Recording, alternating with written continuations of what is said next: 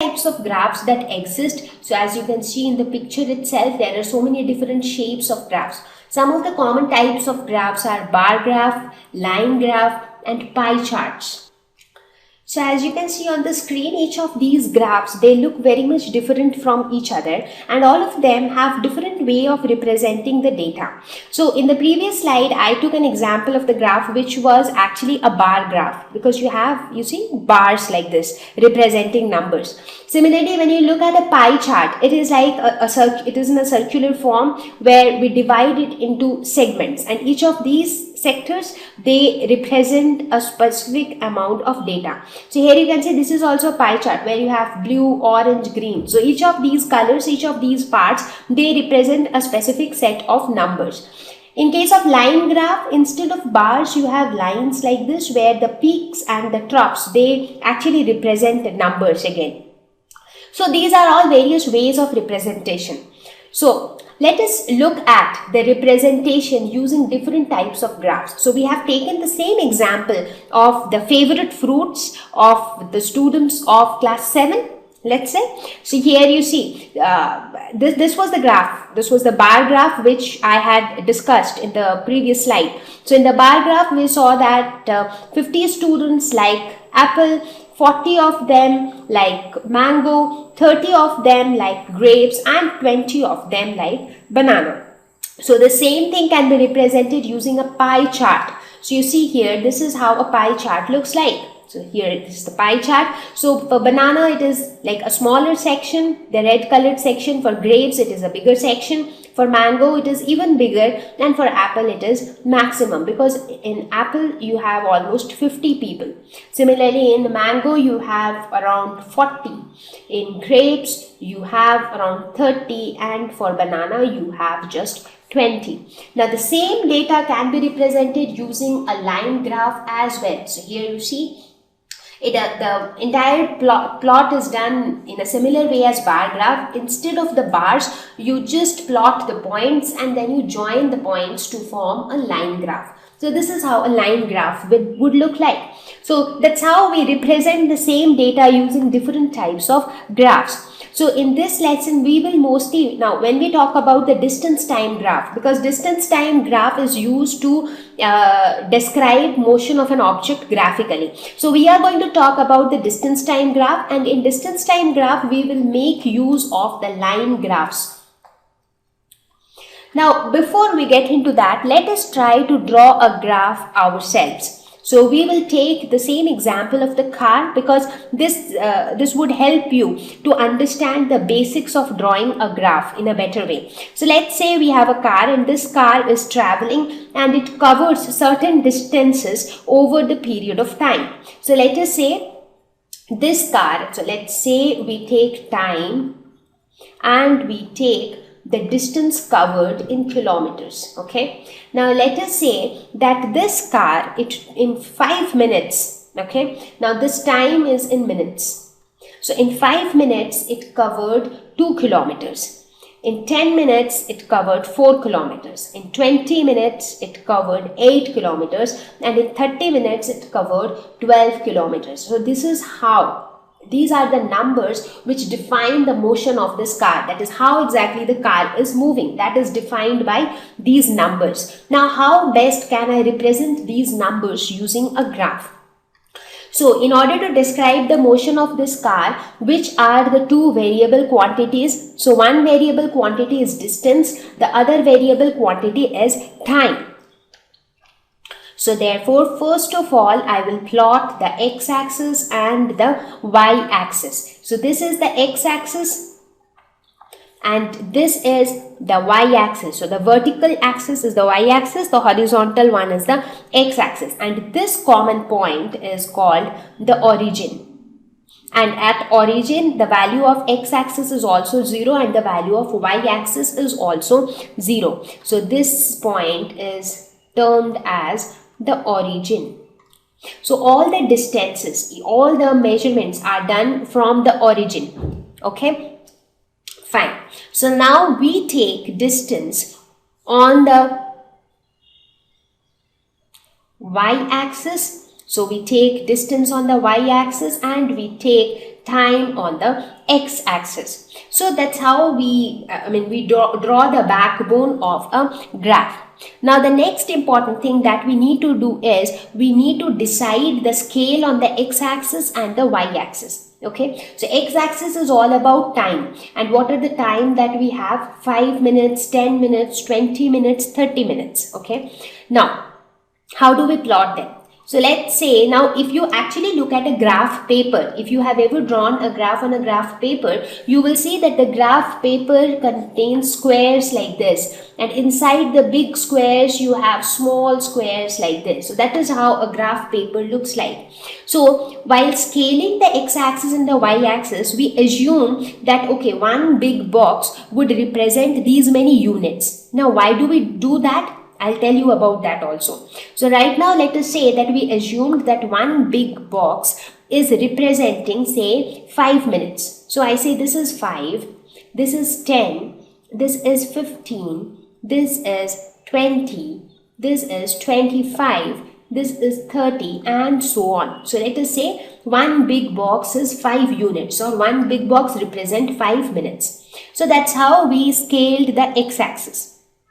Now let us try to scale the y-axis. Now in the y-axis we have distance, and here the distance values are 2, 4, 8 and 12 kilometers. Now here I will tell you why do we need to do this kind of scaling on the x and y axis.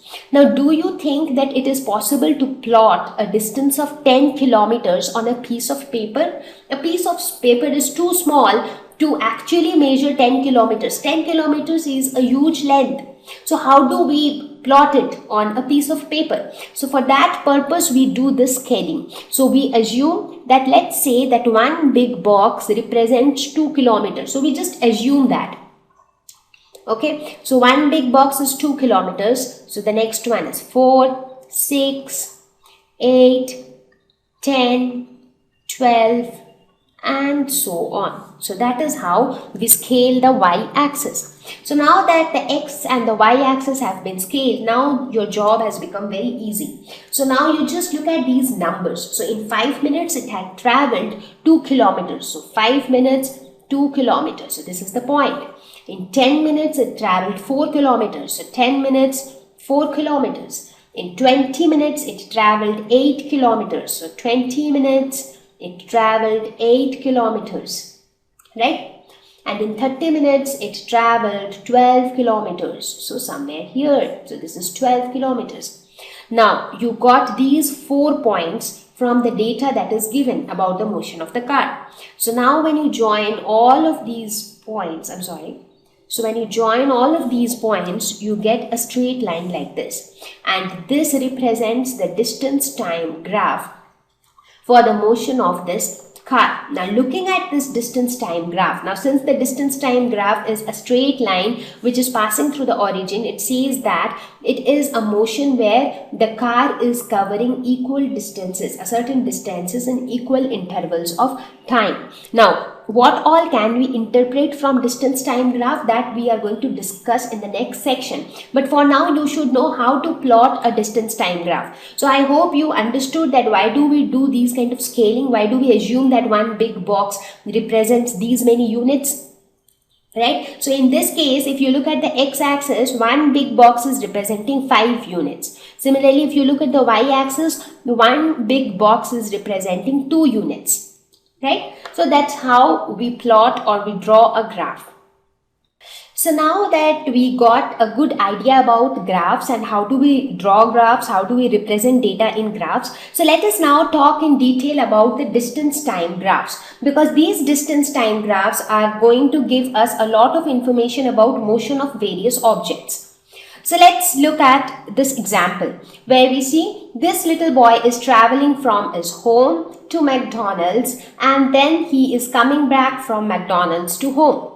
So when we try to represent it in a distance time graph where we take time on the x-axis and distance on the y-axis. Now the shape of the graph tells us a lot of things. Let's say if the graph is a straight line. So what does this graph tell? This graph tells that the object travels. Now let's say if say the time is in hours. and let's say the distance is in kilometers. So this tells us that the object travel any point on this line tells us the distance traveled in a particular time. So let's say we take this point. So this point on the graph tells us that in 2 hours, so this is 2 hours, this object traveled 2 kilometers, right? So that is what it tells us. So this point. Similarly, if you take this point, so this point tells us, so you join these points. So this point tells us that this is 3.5. So in 3.5 hours, the object traveled 3.5 kilometers. So any point on the line actually gives you information about the distance traveled in a particular duration of time. So that is something which you can infer from the graph. So looking at the graph, you can also tell what kind of motion the object has, whether the object is moving uniformly or the object is not moving uniformly. So all those information can also be derived looking at the distance time graph. Now, some of the interpretation from a distance time graph are: the first interpretation is distance traveled at specific intervals of time. So that means any point of the graph will tell you how much distance is being traveled at a particular instant of time, as I was telling you. So at this point, you can tell that it traveled 1 kilometer in 1 hour. At this point, you can tell that it traveled 2 kilometers in 2 hours, and so on. So you can actually tell how much distance has been traveled at specific intervals of time. So if I just give you this graph, and if I tell you that how much distance has been covered in say a time duration of 3 hours. So this is 3 hours. So this is 3 hours. So corresponding to 3 hours, this is the point. So for this point, what is the corresponding distance? That is 3 kilometers. So you would say that 3 kilometers is traveled in 3 hours. So each point represents how much distance traveled in how much time. So with that information, we can actually tell us that when the car is moving, how much it has covered in how much time. Now, the second interpretation from a graph could be the distance traveled at a particular instant of time. Let's say if you talk about, so one thing is how much it traveled in 2 hours, right? So that is one thing.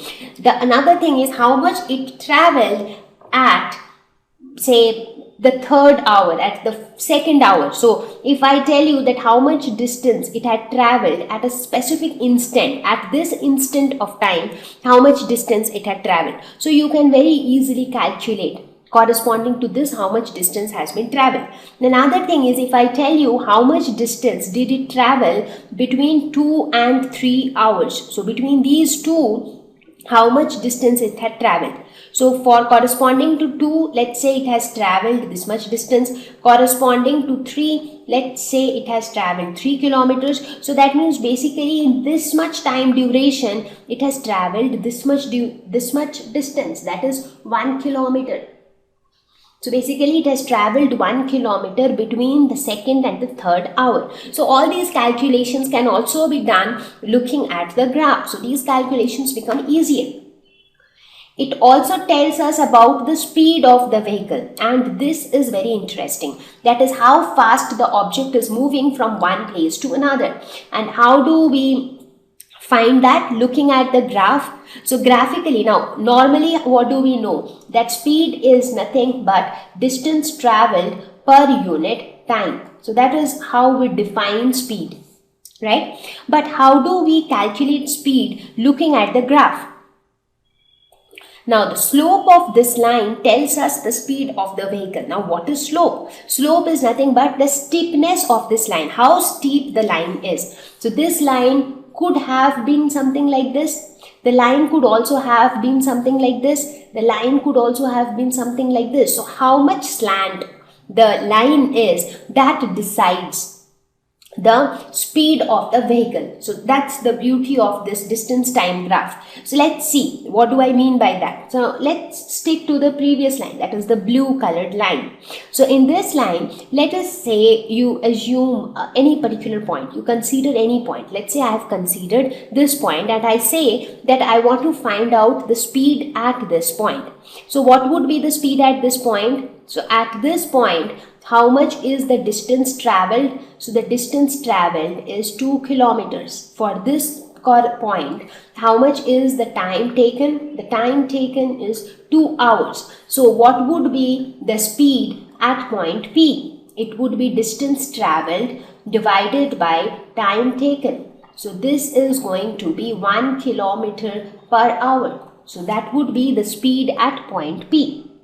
So how did we calculate? That is the y-axis divided by the x-axis. And what is slope? Now what did I mean by slope? Slope is nothing but the slant of this line, and slope is given by this divided by this, that is slope. So basically this is nothing but the distance traveled and this is nothing but the time taken.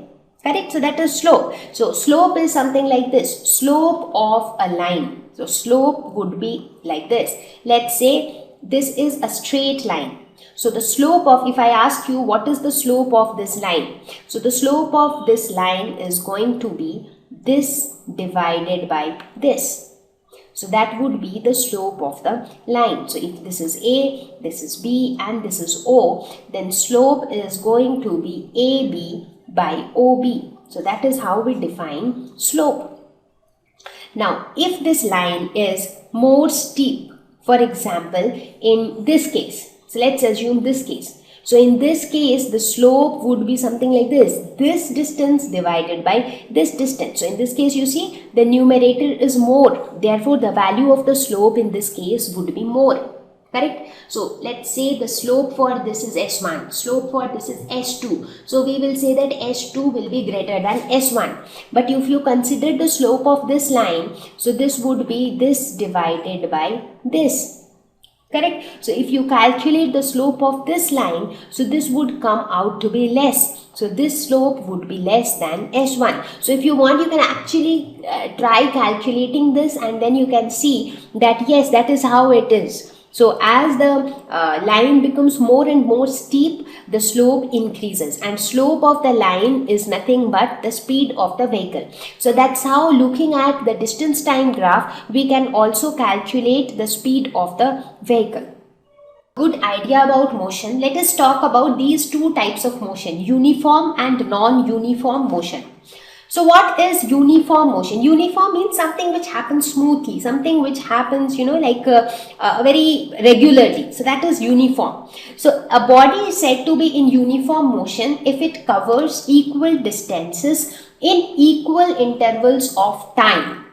So what it means is, let's say this is a car.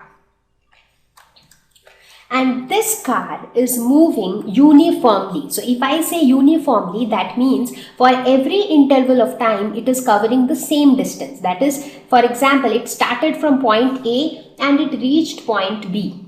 Right? So that's how the car moved here. Now what I mean to say is, let's suppose that in the first time interval, say in a time period of 1 minute, it covered a distance of, say, let's say 500 meters. In the next 1 minute, it again covers 500 meters.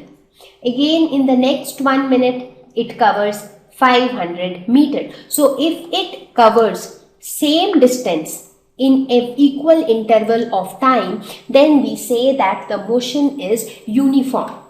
Whereas when we talk about non-uniform motion, that means it covers unequal distances in equal intervals of time. So as you can see in this picture, so here you have different vehicles. So all of these are moving with different speeds. So sometimes it covers more distances, sometimes it covers less distances. So as you can see here, the orange colored car, so it initially was like moving very slowly. So just look at this. Look at the green car and the red car. They are like moving gradually. So they are moving at the same speed. But if you look at the orange car, what do you observe? You observe that initially the car is moving slow and then suddenly it starts moving fast. So that means it is not covering equal distances in equal intervals of time. So this tells you the difference between uniform and non-uniform motion. So in case of non-uniform motion, maybe in the first, say, 1 minute it travels 200 meters. It can happen that in the next 1 minute it travels 500 meters. Again, it might happen that in the next 1 minute it travels 10 meters. So this is an example of non-uniform motion. Now, looking at the distance time graphs, you can interpret a lot of things. Now that you know what is uniform motion, what is non-uniform motion, so we know a lot of things. So let us look at different distance time graphs and let's see what kind of information do we get from them. So let's say this is the distance on the y-axis, this is time on the x-axis. So if you have a graph like this, what does this mean? So this is the line of the graph. That means the time is increasing. As time increases, the distance covered remains the same. So that means the object is not covering any distance with time. That means the object is not moving at all. The object is located at the same position. So that is why the distance covered is same. It is at 3. So even though the time is increasing. So this would mean that the body is at rest. So the body is not moving. Body is not in motion. So looking at the graph itself, we could interpret that the body is not moving. Let's look at another case. So here you see a different graph. So here you have a graph like this where you see the time is increasing. So each point on the graph, if you try to look at each of these points, they will correspond to a point on the x-axis and a point on the y-axis. And as time is increasing, as the value of time is increasing from 1 to 2, from 2 to 3, similarly the distance covered is also increasing from 1 to 2 and 2 to 3. So as time is increasing, distance is also increasing in this case. And also here you see that in the first interval of time, that is in 1 unit of time. So if we say that this is an hour, so in the first 1 hour it traveled 1 kilometer. In the second 1 hour it traveled again 1 kilometer. In the third 1 hour it traveled again 1 kilometer. So it is covering equal distances in equal intervals of time. So that means the body is in uniform motion. So just looking at the graph, we could say that the body is in uniform motion. So I hope you understood this. So this is the first 1 hour. This is the second 1 hour. So how much distance is traveled in this second 1 hour? So how will you calculate that? So till 2 hours, the total distance travelled is 2 kilometer. But in the first 1 hour, 1 kilometer is travelled. So 2 minus 1, 1. So 1 kilometer is travelled in the second interval, and so on. Let's look at case 3. Here we have a graph which is similar to the case 2, but here it is not passing through the origin. So what does that show? That shows that initially the graph is like this. So that means initially as time was increasing, the distance was not increasing, and only after that distance started increasing. So initially the object was at rest. So this portion till this much time, the object was at rest,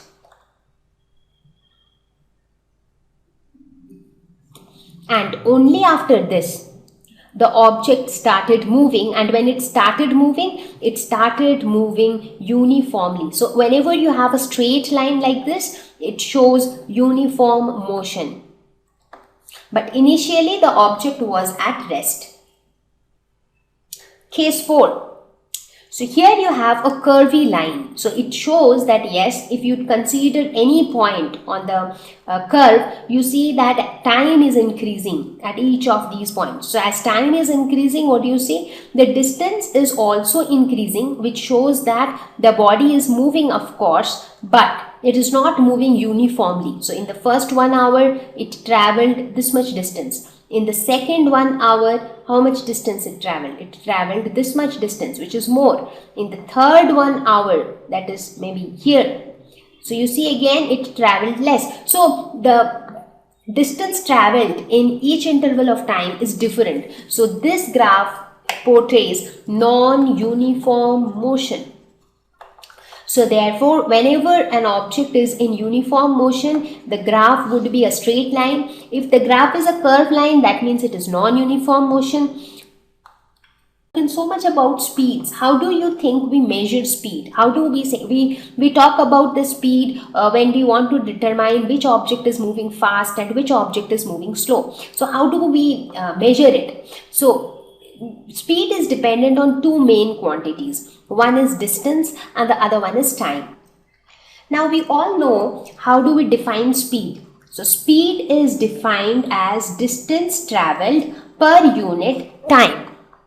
Now how do we measure distance? Distance is measured in unit. Distance measures length. So distance is measured in units like meters, kilometers. So these are the units to measure distance. Now how do we measure time? Time is primarily measured in three major units: hour, minute and seconds. Now, in order to understand these three, the best example would be looking at your wall clock. So on the wall clock, you can see a big hand, a small hand and a very thin and tiny hand which moves very fast. So these three hands will tell you the hour hand, minute hand and the second hand. So the smaller hand is the hour hand. The bigger hand or the larger hand is the minute hand, and a very thin hand which moves very fast, that is the second hand. Now the second hand moves with each second. The hour hand moves every hour. So from 2 it moves to 3 only after 1 hour. And the minute hand moves every minute. So that's how the three hands of the clock moves. And there exists a relationship between these three units of time. Now 1 hour is equal to 60 minutes. And 1 minute is equal to 60 seconds, right? So now these are the three possible units of time. So therefore, the commonly used units of speed are kilometer per hour or meter per second. These are the most commonly used units of speed, and we can interconvert the units. Like we can convert meter per second to kilometer per hour. We can also convert kilometer per hour to meter per second. So let us look at some examples. So let us say you have a value 10 meter per second and you want to convert it into kilometer per hour. So how do you do that? So 10 meter per second basically means 10 meter divided by 1 second. So how do you convert 10 meter into kilometer? 10 into 10 to the power minus 3 kilometer. And 1 second would be 1 by 60 into 60 hours. So when you calculate this, it comes out to be 36 kilometers per hour. So basically 10 meter per second is equal to 36 kilometer per hour. So that's how we, these are the common units of speed. And you would have seen these units written on the meter present inside your car or your bike. So have you ever seen the meter which is present inside your vehicle, which shows the speed of your vehicle? So as you start driving fast, so this hand, it keeps moving very fast. So, and at the end of it, you will see somewhere it would be written kilometer per hour or meter per hour, something like that would be written there. So this is how we measure speed. Now, when it comes to measuring speed, so unit is something which is needed for measuring speed. Besides that, there are certain devices also which are used for measuring speed. So these kind of devices are very evidently seen in the vehicle, especially if you get time, just try to observe it in motorcycles or bikes or cars, and you will be able to see these kind of devices. So the device is called speedometer. So speedometer is a device that measures speed. Of course, the name speaks for itself, speedometer, obviously measuring speed. Now similarly, there is another device called odometer, and it measures the total distance that is being covered till now. So inside the car, you have 2 meters like this. So one of these will measure the speed, as you can see here, per hour. So meters per hour, kilometers per hour, that would measure the speed, and this is the odometer. which will measure the total distance. So here you have the values like 1, 2, 3, 4 and 5, but whatever, wherever this hand indicates, that gets multiplied by 1000 to give you the total distance covered. So that's the difference between speedometer and odometer. So you would have seen that often people driving cars or people who want to sell their old cars, they often talk about how much is the total distance that is being driven by your old car. So how do you get that value? Through the odometer, because it tells the total distance that is being traveled by that vehicle. So that's the purpose of odometer. And speedometer, as you accelerate the vehicle, as you increase the speed, you can see the speedometer also running very fast. So that's about the devices which help us to measure speed. Now, when we talk about speed, it is not only the vehicles which we can think of when we talk about speed. You talk of animals, for example, cheetah, which is very much known for its speed. It is one of the fastest land animals, and it has a speed of around 112 kilometers per hour. So that's a huge speed. It runs that fast. You talk about human beings. Normally, human beings have an average speed of 40 kilometers per hour. You talk about wind. So wind also has a speed, the wind speed. Now, if you would have seen in the weather forecast reports, it often talks about wind and it says 5 mph, that is 5 meters per hour. So similarly, you can see here, this line indicates the wind speed over a week. So every day the wind speed is changing. Sometimes it is 2, sometimes it has increased to 4, again it has decreased to 2 and so on. So wind speed also matters to, also influences a lot of stuffs. You talk about the moving blades of the fan, so that also has a speed. So everything which is in motion has certain speed associated with it. So when we try to talk about their motion, or when we try to describe their motion, we try to describe how fast the object is moving, and that is where we talk about speed. So with this, we have reached towards the end of this lesson. So now we will quickly look at some of the questions. Question number 1. Classify the following as motion along a straight line, circular or oscillatory motion. So just to remind you, motion in a straight line, that is rectilinear motion. Motion in a circular path, something like this. And oscillatory motion, to and fro motion, like this. The pendulum motion. Motion of your hands while running. So when you run, what happens to your hands? They do not move along a straight path. They just comes forward, goes backward, forward, backward, forward, backward. So it is like a periodic motion. So it is like an oscillatory motion. Motion of a horse pulling a cart on a straight road. Now since the road is straight, so obviously the horse will be pulling the cart also on the straight road, which is going to be a rectilinear motion or straight line motion. So this is going to be straight. Motion of a child in a merry-go-round. So merry-go-round is like moving in circles. So it is circular motion.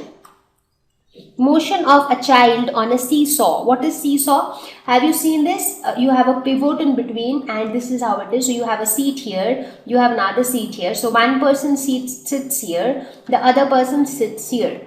So wherever the weight is heavy, it goes down, and again this goes up. When it goes down, this goes up. So that's the seesaw. So what kind of motion do you see in a seesaw? So that is again oscillatory motion. So it comes up, comes down, comes up, comes down. So it gets repeated in periodic intervals. Motion of the hammer of an electric bell. So in electric bell, whenever you push the bell, so that hammer, it starts vibrating. So vibration is nothing but again, it is a type of oscillatory motion. So this is oscillatory motion. Motion of a train on a straight bridge. So when the bridge is straight, obviously this train is also going to move on the straight path. So it is again a straight line motion. Question number 2. Which of the following are not correct? The basic unit of time is second. Yes, that is true. Second is the basic unit of time. Every object moves with a constant speed. No, this is false. This is not correct because different objects have different speeds and it is not necessary that the speed will remain the same. That is where comes the concept of non-uniform motion. That is, sometimes the object is moving very slowly, sometimes the object is moving very fast. So basically what's happening? At different intervals of time, the speed is changing. Distances between two cities are measured in kilometers. Yes, that is true because two cities are quite far apart, so they need a bigger unit of distance, and kilometer is a bigger unit of distance. The time period of a given pendulum is not constant. What is time period? It is the time taken to complete one oscillation. So let's say this is the pendulum. This is the mean position. It moves to the extreme position, comes back, passes through the mean position, goes to the other extreme position and comes back. So this is one oscillation, and the time taken to complete this one oscillation is called time period. And for any pendulum, the time period will remain constant. So the time period will not change. The time period is only dependent on the length of the pendulum. So when you are talking about a given pendulum, so the length always remains the same because it is the same pendulum we are talking about, and therefore the time period also remains constant. So this statement is false. The speed of a train is expressed in meters per hour. The speed is generally expressed either in kilometer per hour or in meter per second. So this statement is also false. Question number 3. A simple pendulum takes 32 seconds to complete 20 oscillations. What is the time period of the pendulum? So what is time period? As I said, it is the time taken for one oscillation. So here in the question we see that for 20 oscillations it takes 32 seconds. Therefore for one oscillation it would take 32 by 20 seconds, which would come out to be 1.6 seconds. So therefore 1.6 seconds is the time period of the pendulum. Question number 4. The distance between two stations is 240 km. A train takes 4 hours to cover this distance. Calculate the speed of the train. So these are the two stations and the distance between them is 240 kilometers. So this is point A, this is station B. And the time taken to cover this is 4 hours. So the speed would be equal to distance travelled divided by time taken. So distance travelled is 240 kilometers. And time taken is 4 hours. So this is going to be 60. So the speed of the train would be 60 kilometers per hour. Question number 5. The odometer of a car reads 57321 kilometer when the clock shows the time 8:30 a.m. What is the distance moved by the car if at 8:50 a.m. the odometer reading has changed to 57336 kilometers. So here let's take the help of the distance time graph. So let's say we denote time on the x-axis and distance on the y-axis. So we say that we have noted the reading of the car, odometer. What does odometer do? Odometer tells the total distance travelled so far. So when the time was 8:30 a.m., we noted the odometer reading and we noted the odometer reading also at 8:50 a.m. So at 8:30 a.m. the odometer reading was how much?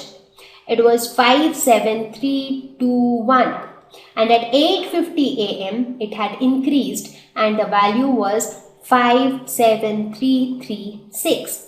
So we have to calculate the distance moved by the car from this time to this time.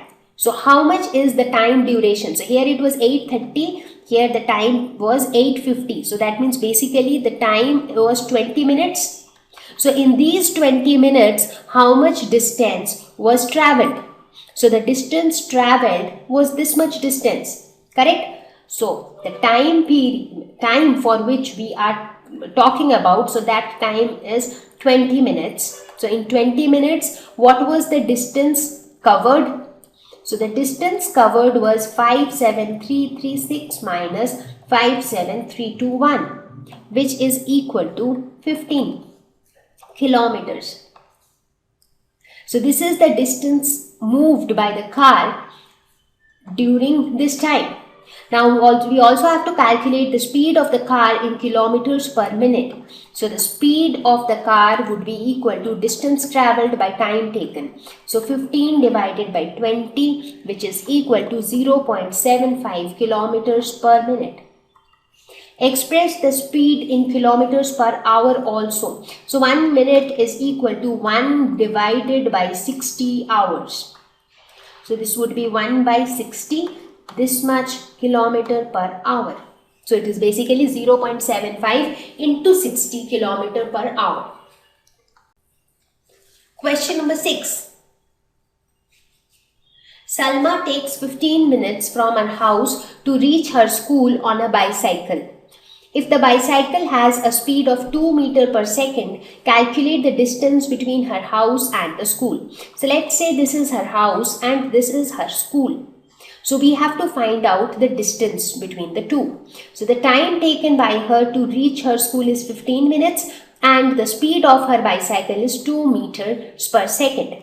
So the speed is given as 2 meters per second and time taken is given as 15 minutes. So 1 minute is equal to 60 seconds. So 15 into 60 seconds. You can convert it from minutes to seconds. So this is going to be 900 seconds. So now we know that speed is equal to distance by time. So therefore we can say distance is equal to speed into time. So that is equal to 2 into 900, which is equal to 1800 meters, or we can write it as 1.8 kilometers. So this is the distance between her house and the school. Question number 7.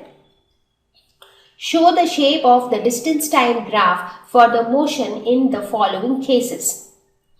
A car moving with a constant speed. So the speed of the car is constant. So the car is moving and the speed is also constant. So in distance time graph, this is the distance and this is the time. So any car moving with a constant speed is nothing but uniform motion. And how the graph looks like in uniform motion? So this is how the graph would be. It would be a straight line so that it covers equal distances in equal intervals of time. A car parked on the side of the road. Parked on the road means no motion. The park is not moving at all. The car is not moving at all. It is at rest. So in the second case, if this is distance and this is time, so this is how the plot would be, because the distance, value of distance would not change with increase in time. Question number 8. Which of the following relations is correct? Speed is equal to distance into time. Speed is equal to distance by time. Speed is equal to time by distance. And speed is equal to 1 by distance into time. So speed is always distance per unit time. So second one is the right option. Question number 9.